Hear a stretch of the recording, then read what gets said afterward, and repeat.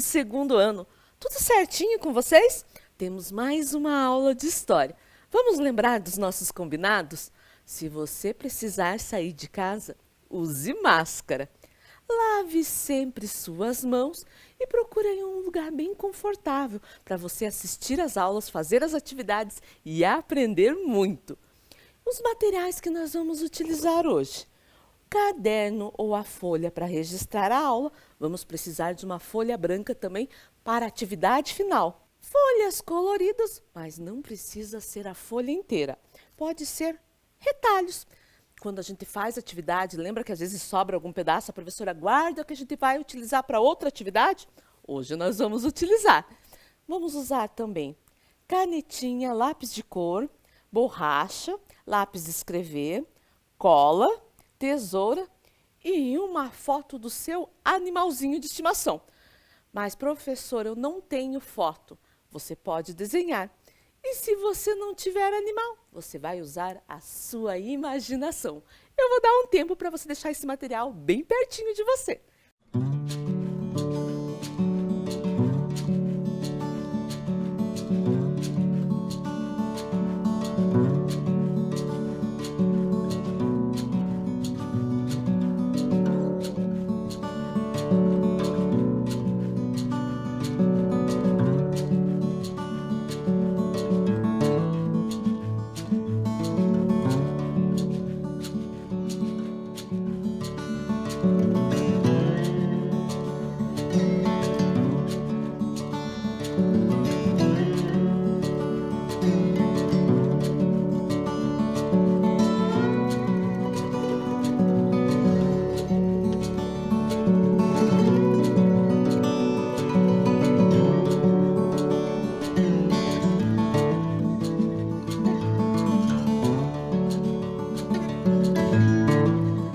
E hoje nós vamos começar a aula de uma maneira diferente. Ah, vocês já imaginam o que é. Vamos assistir um vídeo com as atividades realizadas durante as aulas, certo?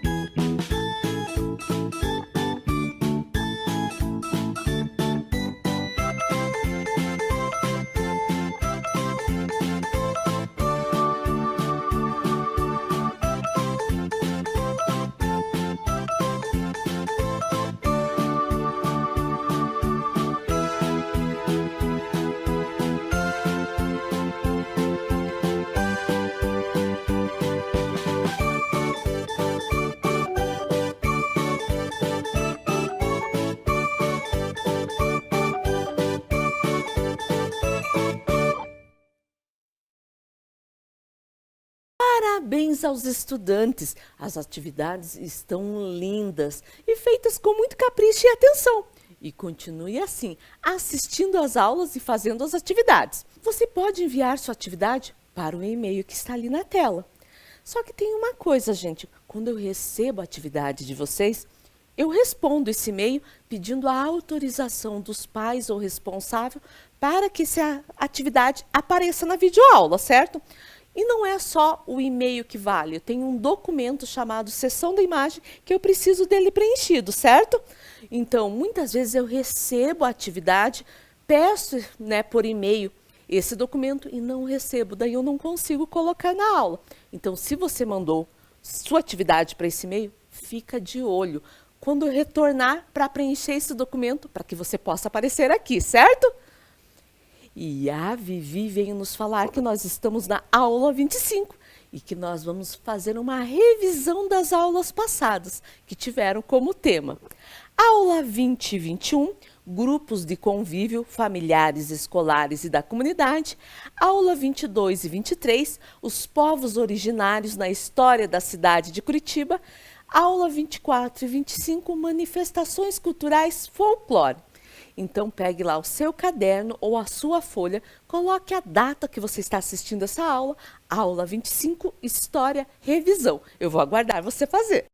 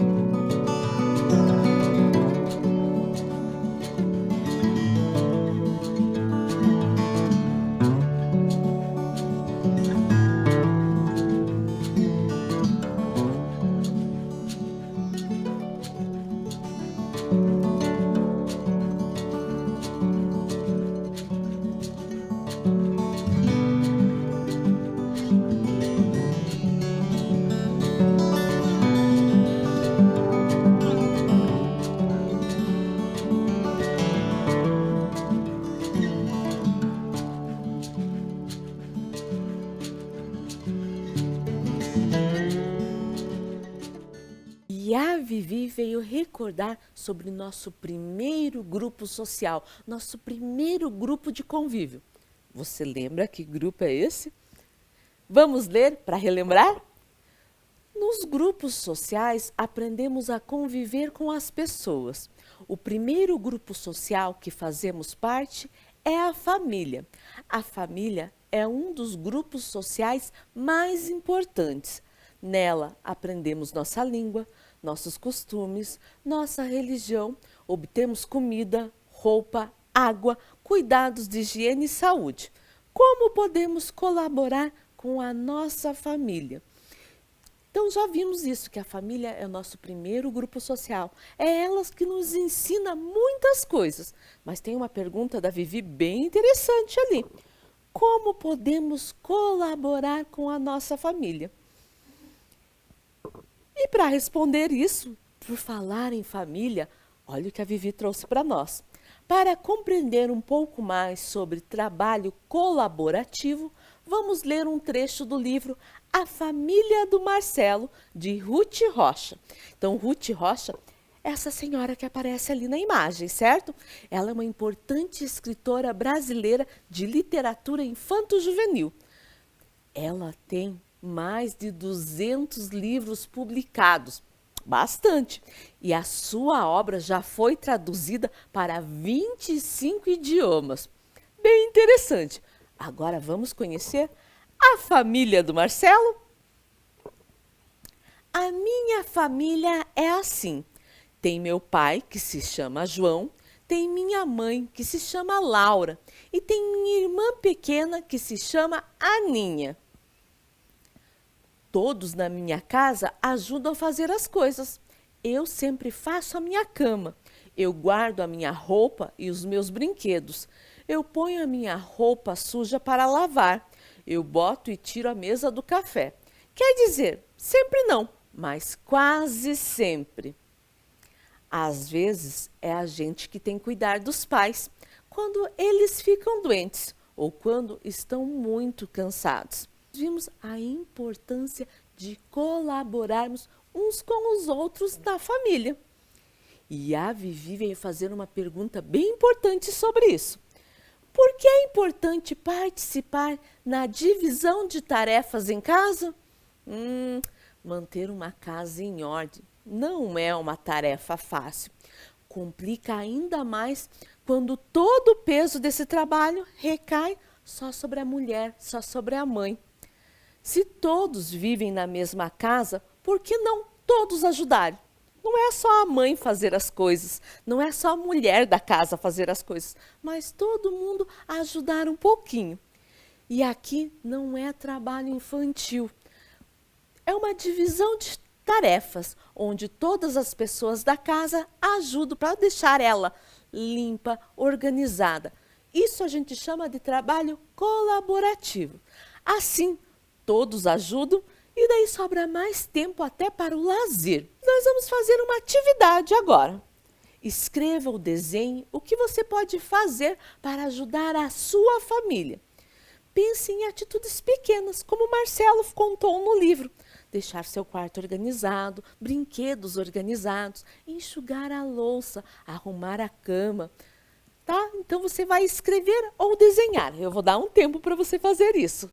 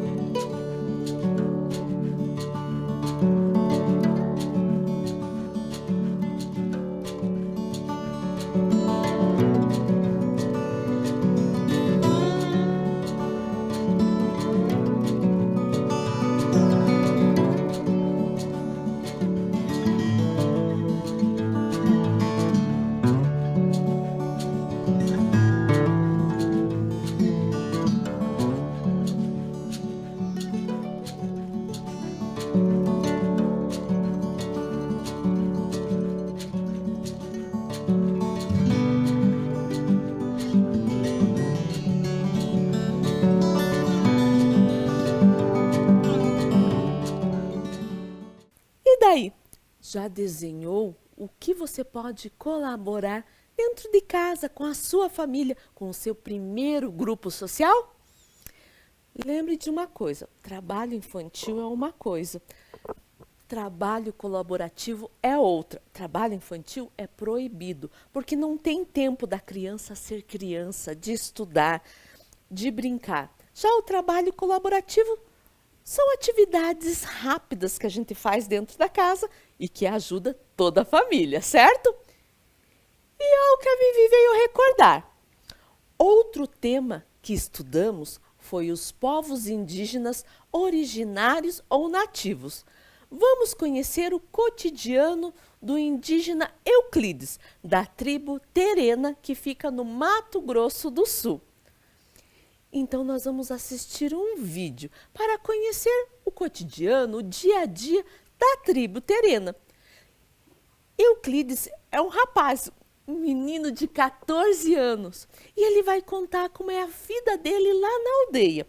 Ele vai falar muitas coisas que nós estudamos, como, por exemplo, sobre a língua, a cultura indígena, sobre onde que eles moram, sobre a alimentação, vai falar da caça e da pesca, sobre as brincadeiras de crianças e o respeito pela natureza. Vamos assistir?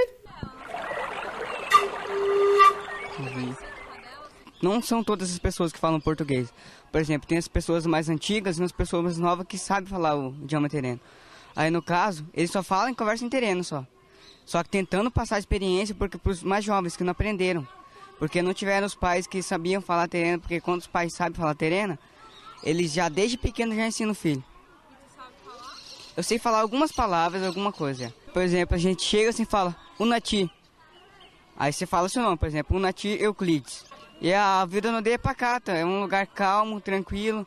As casas são feitas de taquara e cobridas com folha de bacuri, que é uma palmeira predominante na nossa região. É um lugar calmo mesmo. Tem um rio que é preservado, que a gente luta por preservar ele, ele continua preservado, que você pode chegar, pegar um copo d'água assim, tirar, beber água do rio. E sempre que vai turista lá tomar banho no rio, se a gente vê jogando sujeira, a gente faz a comparação com eles. Vê se você consegue pegar um copo de água do rio Tietê e beber. Só que de vez em quando a gente costuma caçar ainda com lança. Caçar, pescar muito cedo, a partir dos 6 anos já. Uns mais cedo, eu sei.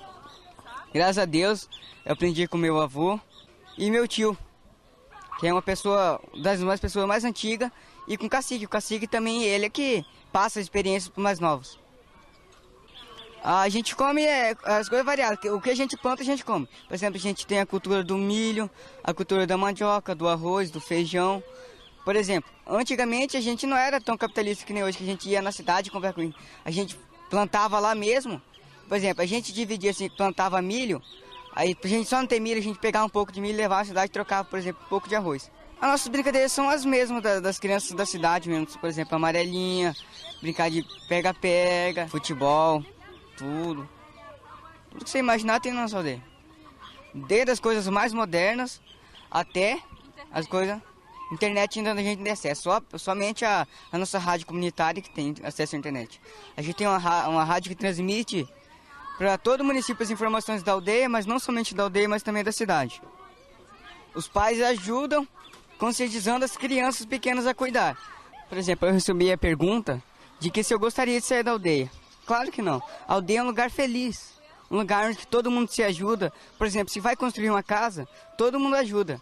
Alguém vai pegar taquara, outros tira a palha, cobre a casa, mas todo mundo se ajuda. Eu pretendo formar gestão ambiental e ajudar a valorizar mais ainda a aldeia. E daí, gostou do que aprendeu com o Euclides sobre a tribo Terena? Sabe o que eu achei mais legal? O respeito que ele possui pelas pessoas da tribo, principalmente os mais velhos, e também o amor pelo lugar onde ele vive. Gostei do final, que ele quer continuar estudando gestão ambiental, mas quer voltar lá para a tribo para ajudar. Muito legal, né? E a Vivi teve uma outra ideia. Agora vamos conhecer um pouco do povo indígena Munduruku. Eles vivem nos estados do Amazonas, do Pará e do Mato Grosso. E olha a ideia da Vivi. Para conhecer sobre o povo Munduruku, vamos ler trecho do livro Kabá-Darebu, escrito por Daniel Munduruku. Vamos conhecer esse autor, o Daniel Munduruku. Ele nasceu em Belém, no estado do Pará. Pelo nome você já imagina onde? Numa reserva indígena. Mas ele estudou também, ele é formado em filosofia, tem licenciatura em história e em psicologia. E ele trabalhou como professor e educador social de rua pela Pastoral do Menor em São Paulo. Ele esteve em vários países da Europa, participando de conferências, palestras, oficinas, destacando o papel da cultura indígena na sociedade brasileira. E ele tem várias obras publicadas, entre elas esse livro, Kabá-Darebu. Vamos conhecer? Meu nome é Kabá-Darebu. Tenho 7 anos e sou do povo Munduruku. Meu povo vive na floresta amazônica e gosta muito da natureza.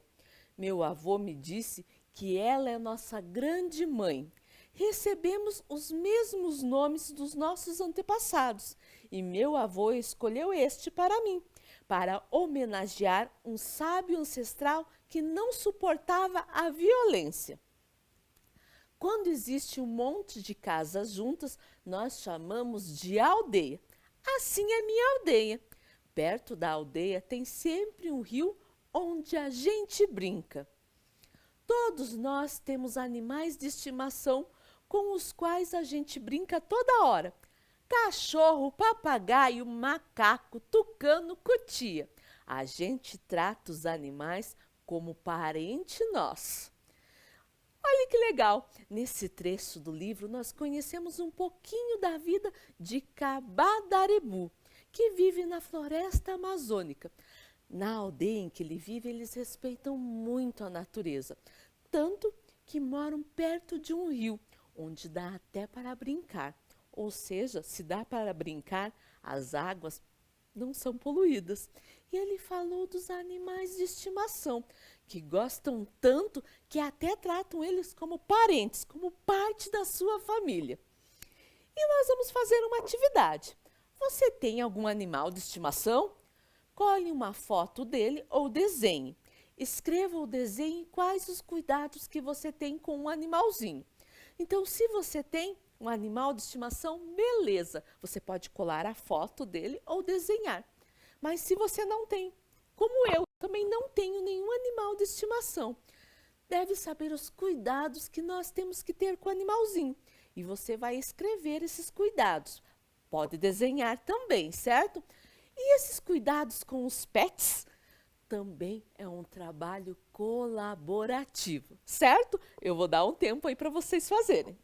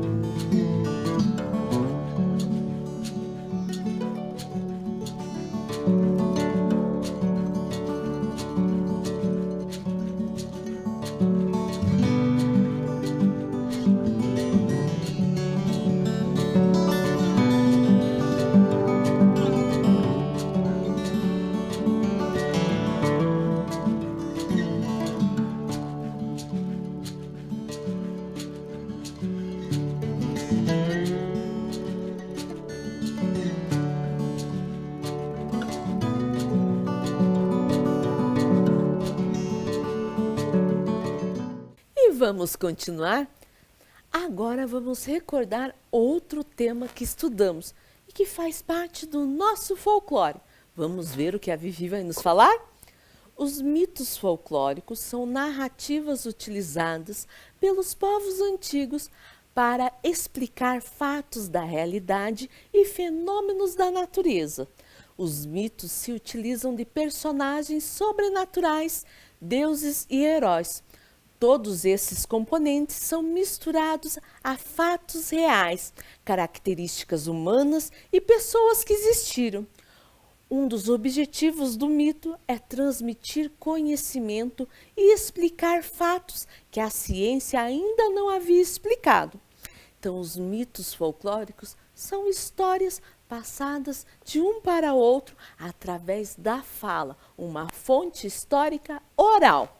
Vamos recordar o nome de alguns mitos folclóricos brasileiros?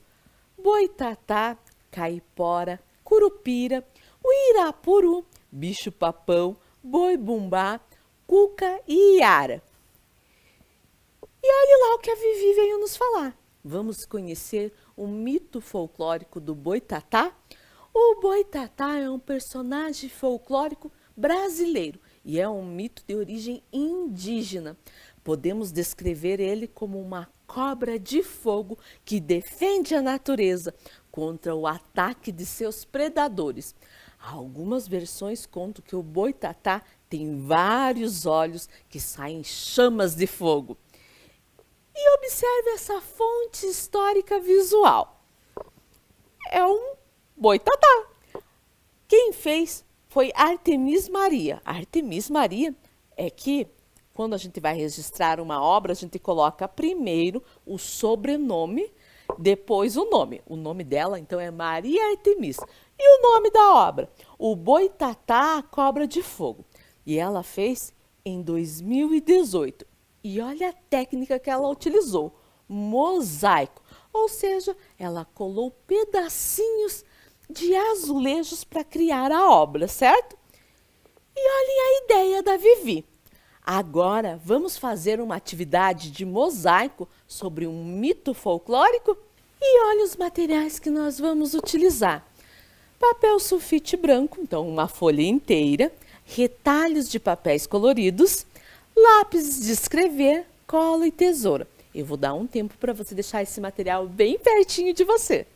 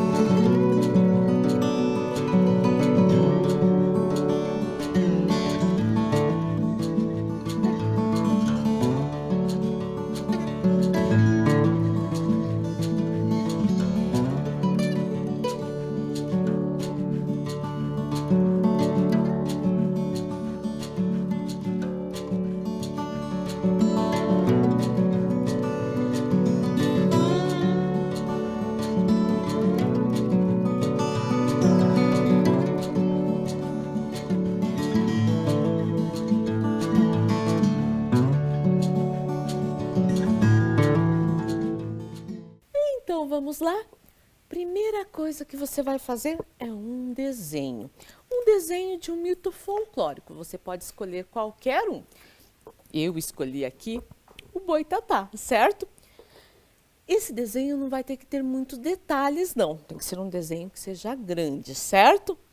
Daí nós vamos colar pedacinhos de papéis. Vou te ensinar um truque para cortar mais rapidinho. Pega um papel, eu vou cortar tirinhas. Várias tirinhas.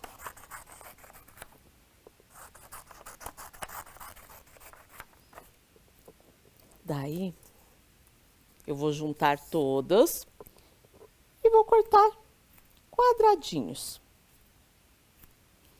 Professora, pode fazer com triângulo? Também pode. Daí eu vou ter que cortar de ladinho, ó. Você que vai escolher. Eu acho mais fácil com quadradinhos, tá? Deixa eu terminar de cortar aqui. E daí, ao invés de pintar, então, o desenho, nós vamos colar pedaços de papéis. E também vou ensinar mais um truque. Primeiro, passe cola aonde você quer colar. Não precisa passar em tudo, um pedaço assim como eu fiz, ó. Tá bom. E nós vamos usar um lápis. Um lápis que tenha borrachinha. Se não tiver, pode ser o outro também. Passa um pouquinho de cola nele. Pega um pedacinho de papel e vai colocando em cima. Que se for para pegar um por um, com a mão vai demorar. Mas com esse truque, ó, vai rapidinho.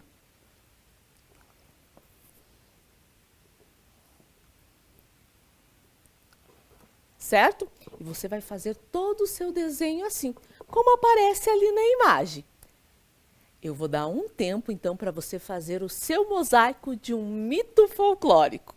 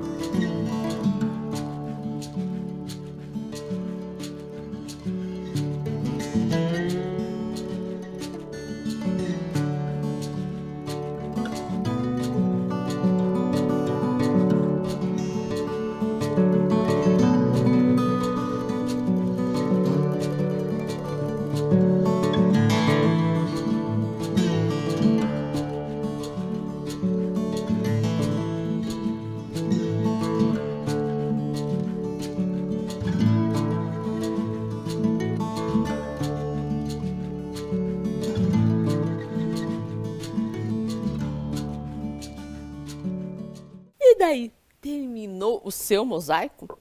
Eu fiz o meu aqui, o meu boitatá também, certo? Uma técnica diferente, né? A gente usa muito do desenho, da pintura, por que não colorir com pedacinhos de papel? Ficou bem legal, certo? E a nossa aula terminou. Nos encontramos na próxima aula. Se cuidem!